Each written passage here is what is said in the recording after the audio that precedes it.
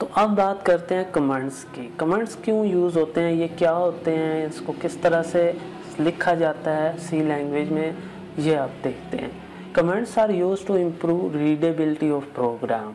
जो प्रोग्राम है, आप देखें एक डेवलपर है, वो आज बैठ के कोड लिखता है, यानी आप डेवलपर हैं, आपने आज एक बैठ के एक प्रोग्राम लिखा, तो आज से 1 साल बाद मान लें आपको सेम कोड की ज़रूरत पड़ गई है।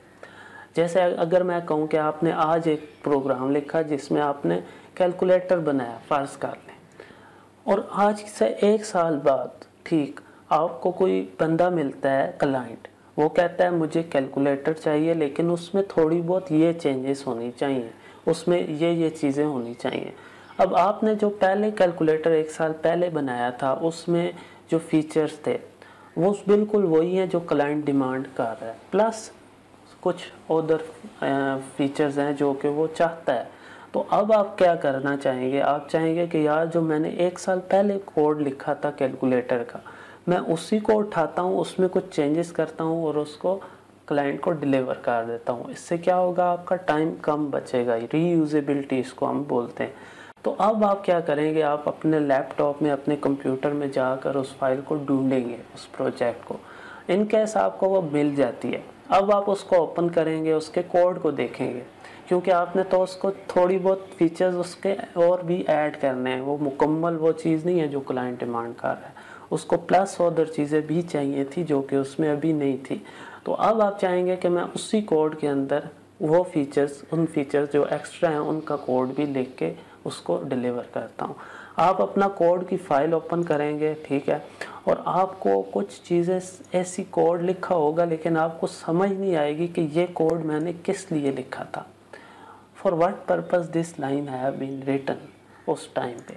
तो फिर आप क्या करेंगे, आप वहाँ पे फंस जाएंगे, आपका लिखा हुआ कोड आपको नहीं समझ आ रहा है। ये होता है क्योंकि जो चीज़ एक लेवल पे हम करते हैं, हम जब लेवल अप हो जाता है वो चीज़ शायद हमारा वो करने का तरीक़ेकार गलत था। यानी एक कोड, एक काम करवाना, कंप्यूटर से एक काम करवाने के लिए मुख्तलिफ वेज़ होते हैं। जैसे एक मैथ का क्वेश्चन मुख्तलिफ मेथड से हो सकता है, इसी तरह कंप्यूटर प्रोग्रामिंग में हम एक काम को मुख्तलिफ अंदाज से कर सकते हैं। अब उस टाइम 1 साल पहले आपने कौन सा अंदाज़ अपनाया था, जब तक आपको वो अंदाज़ नहीं समझ आएगा, वो मेथड नहीं समझ आएगा जिससे आपने उस टाइम बनाया था, कोड लिखा था, तब तक आप उसमें कोई फ़ीचर और ऐड ही नहीं कर सकते। आप जब भी कोड उसमें लिखने की कोशिश करेंगे आपको मुख्तलिफ एरर्स का सामना करना पड़ेगा।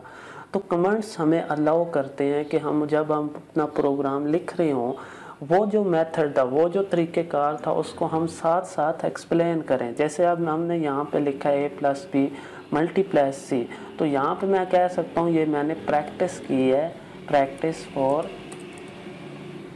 Operator precedence rule.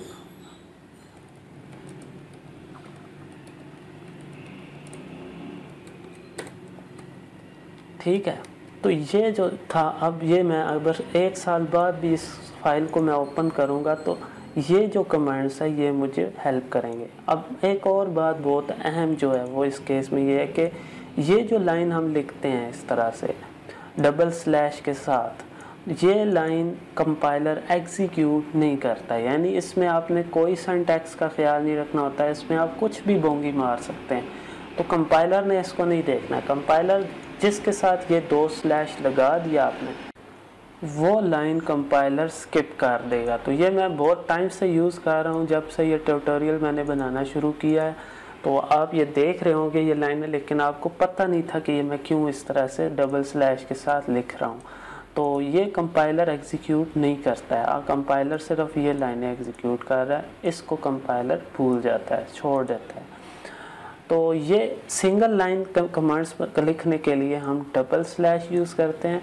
और multi line commands, multi line का मतलब यह है कि अब आपने पूरा पैराग्राफ लिखना है ये एक्सप्लेन करने के लिए कि मैं ये कोड, इसमें क्या स्ट्रेटजीज़ यूज़ कर रहा हूँ, कैसे मैं ये काम करना चाह रहा हूँ, मैं क्या करना चाह रहा हूँ। तो वो मल्टी लाइन कमांड्स की ज़रूरत आपको वहाँ पे पड़ सकती है। तो उसके लिए हम स्लैश के साथ ये एक स्टार यानी मल्टीप्लाई का साइन लगाते हैं। उसके बाद देखिए ये पूरा नीचे जितनी लाइंस आप लिखेंगे ये एज अ कमांड्स शो होंगे, चाहे आप क्यों ना इसमें कीवर्ड्स भी लिखें तो ये कमांड शो कर रहा है। तो इसको रोकना कैसे है? रोकने के लिए आपने पहले फिर उधर देखें, यहाँ पे पहले हमने स्लैश लगाई, फिर हमने स्टार लगाया। तो रोकने के लिए क्या करना है, आपने पहले स्टार लगाना है और फिर स्लैश। अब इसके बाद आप जो भी कोड लिखेंगे वो कंपाइलर रीड कर पाएगा। तो ये यहाँ पे मैं पैराग्राफ की शक्ल में एक्सप्लेन कर सकता हूँ कि ये क्या चीज़ है। दिस इज़, ये कोड किस लिए लिखा गया है, दिस इज़ कोड रिटन। तो ये देखें, मैंने अब इसमें इंटर करूँगा और ये मुकम्मल पैराग्राफ की सूरत में इस तरह से शो हो जाएगा। तो ये तो था हमारा जो कमेंट्स क्यों हम इस्तेमाल करते हैं मल्टी लाइन कमेंट्स के लिए। हम ये सिंटैक्स है और सिंगल लाइन का डबल स्लैश।